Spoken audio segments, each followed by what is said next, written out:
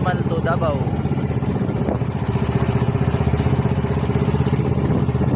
Napakatibay ng mga boosting na ginawa mga kabanat, pero hindi pa ito talaga yung kainan mga kabanat dahil ito po ay ginawa lamang mga kabanat para makagawa tayo ng pundasyon.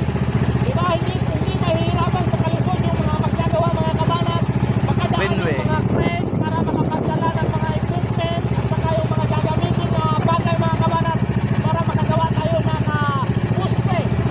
Pundasyon ng puste mga kabanat ha. Yan.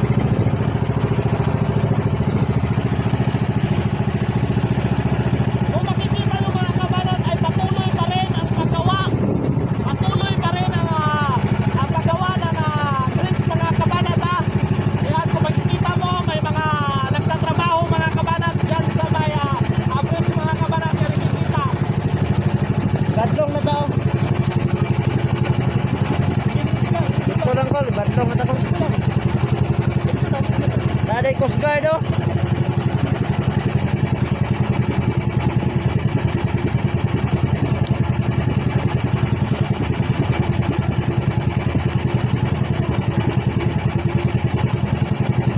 Tarang, makaligo tayo ako dito. Dito na dito. Atas sa kuan.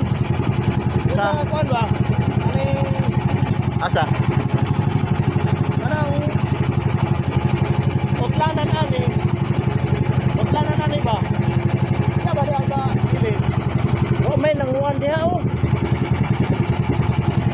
Kana ba kanang sumpay ano ba sumpay? Nabay na saan diha wala man. Simbawal pa na diha kay nabi ang mga bakal. Bito no?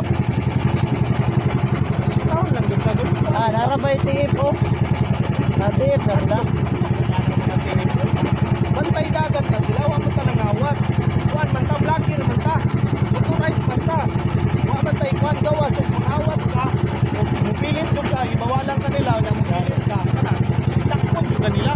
Oh, bito.